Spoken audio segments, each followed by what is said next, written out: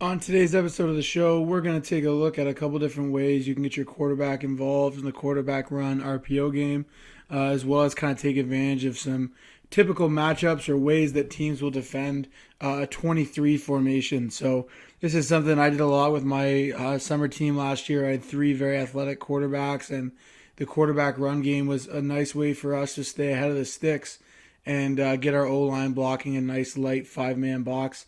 Now, obviously, you got to kind of make some decisions, each coordinator, about how comfortable you are running the quarterback and, how good of an athlete that quarterback is or how good of an athlete your backup quarterback is may, factor into that. But, I think a lot of high school teams are playing a really good athlete at quarterback, and, it's a great way to get that guy an opportunity to really affect the game. And kind of if you're a team that struggles to run the ball, and we were going through some injuries with our offensive line, and it was a nice way, like I said, for us to run the ball on the interior into a light box, and also for teams that weren't going to give us that, a way to get our athletes the ball in space, which sometimes if your O-line's struggling can be a bit of a challenge. So first, just kind of looking at base, I love 23 formation. We called it Jordan with my summer team, obviously for Michael Jordan, because you get a lot of interesting looks out of it, and often you'll get teams in a little more vanilla of a look than you will if you're just running your 32 stuff. So one of the big things you want to pay attention to is how do they adjust. And I have the Sam linebacker here in red. And often teams will either run that Sam across the field to match the third receiver, or they'll bump the Sam into the box to be basically standing where the Mike is here. And then your Mike would move to Will, and then your Will might bump out to Sam. Without getting into too much detail on the defensive side of it, you're going to want to be able to attack them no matter what they line up in. And these simple RPOs are kind of a way you can do that no matter how they adjust the 23. So typically if your Sam comes into the boundary, your free safety, like is shown here, is going to move over to the field. Ultimately, the defense is going to want to get 4 defenders over 3 in the boundary, and then 3 defenders over 2 to the field. And that's kind of something I think most teams are pretty consistent with. If they're giving you 2-on-2 to the field or 3-on-3 to the boundary, those are really good matchups you can look to take advantage of. So the first look and kind of the simplest look that you can get out of this is you can just run a double swing RPO, okay, and then you're looking to run QB draw in the middle. Now, here I've drawn the defense not adjusting to 23. So, the safety might be a little cheated towards the boundary, but the first linebacker we see in the boundary is inside the box. So we really have a numbers advantage in the boundary. This is the one look where if you're the quarterback, you're going to throw this boundary bubble screen. You're 2-on-2, okay, and probably one of these two guys is high as well. It's a really, really good look. You're going to keep it simple and throw that ball in the boundary. Now, if the defense adjusts properly, okay, now we got the Will out here. Let's say they've strung it over. So we see the Will comes out of the box. The Mike and Sam are in the box. Okay, we still have 2 blockers to the field. Okay, we're going to actually run the QB draw. And we always say we're always running the QB draw at the Mike, the middle of those 3 linebackers.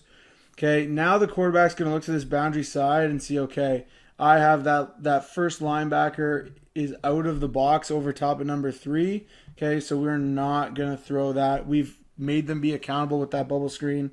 Okay, we're not going to work that bubble screen, and we're actually going to read the Sam defender. So we've taken care of the Will with the bubble screen.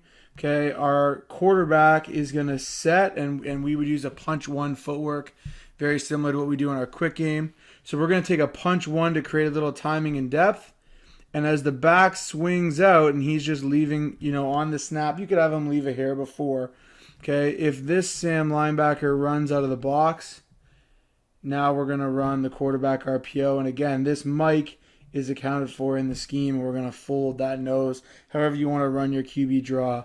And we're going to pick up that Mike backer. So the purpose of the bubble screen is, again, to protect your quarterback, to ensure that, hey, if they give us a look that's not sound, if they haven't adjusted the formation correctly, and now they have a player to the field side for the bubble and for the quarterback, now he's able to throw that bubble out in the boundary. So there's a couple different ways, and as long as you have that kind of accountability route on the back side, whether it's a bubble, we'll get into a couple other options in a sec. You just want to occupy the 3 players in the boundary with some kind of quick game concept.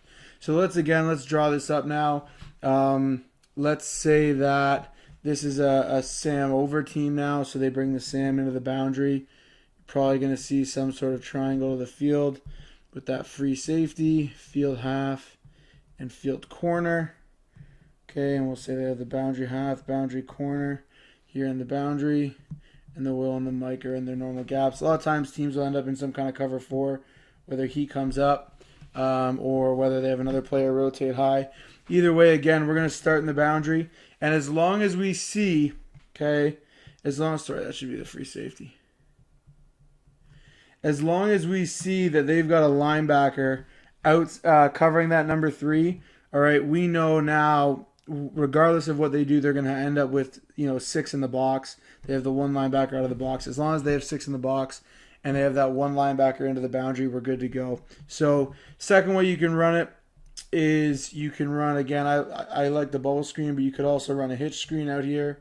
Again, just an accountability look. So pre-snap, if he disappears, you can throw it. You can get the ball out there really quickly, but it puts you in a good situation. Here we wouldn't go there because the Sam is covering down on number 3. Okay, this is probably my favorite way to run it with a snag concept.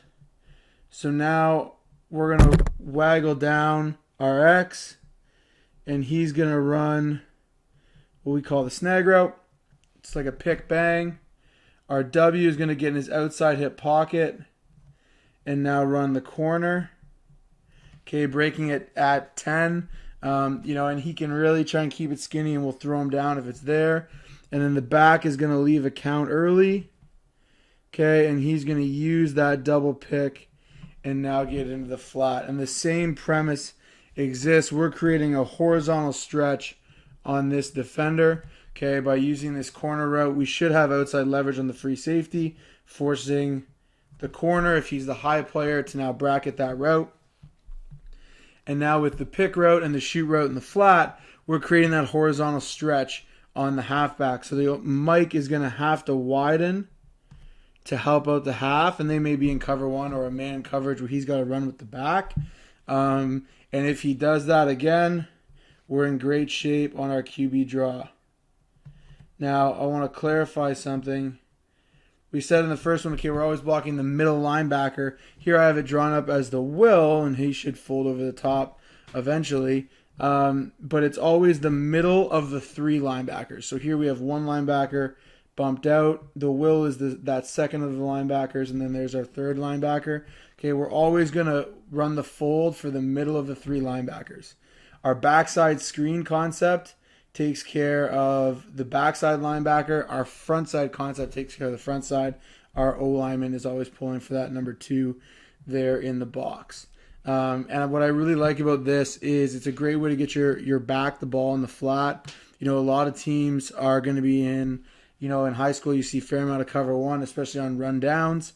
And it's a great way you get a little double pick. So even if the Mike is leaving early, right? If he's not really getting out there with the back and declaring, making the quarterbacks read simple, okay, he can get picked by either of these 2 defenders, and then we wind up with the back in the flat. Now, if the free safety wants to jump that guy again, we have this snag route, throw it to the outside shoulder, and you're good to go there. The corner is a live route in this concept, only if we see a low corner. So if this corner is low and we have a chance to throw this early, we can take it. If not, then really we're trying to clear out with that corner and work back down to the bottom 2 guys. In terms of ways you can dress it up, I think there's a lot you can do with simple motion. I'm personally, it all depends on what you want to throw. I want to show them the 2 receivers in the field. I want them to rotate into the boundary. But the other way you can do it is, if you get a little predictable that way, is you can kind of flip it. You're still looking to run the quarterback draw. But now let's say you get a team that's not really adjusting. So say they're playing, say they're really playing the Sam and the Will kind of tucked in the box, because you're hurting them with that tailback to the field flat, and they don't want to give it to you. Maybe they're playing a hard double hold and they're having a hard time throwing that bubble screen in the boundary. Well, to me, I still think you can use the same kind of principles. Okay, and on here now to the field, run your accountability route. So again, here you're assuming that they're going to have kind of a tight overhang player on either side of the box. You can run your simple hitch screen out here to make sure that they don't. And then again, if they do, still looking to pull for that second linebacker in. Okay, you take care of him with the accountability screen here. If it's 2-on-2, you're going to throw the hitch. Okay, and now you can run the back and run the bubble in the boundary, and now you can dig out that Will linebacker. So you can mix it up a couple different ways. The thing I like about it for the O-line is you have your accountability side where you just have the pre-snap hitch screen. In this case, we flipped it. That would be the field. And then you have your field side RPO. So in this case, when we run this bubble motion, if this Will widens with the back, okay, then we're going to pull through and we'll follow the quarterback or the guard on the fold. If this Will stays in the box, now you're even more insulated and you have more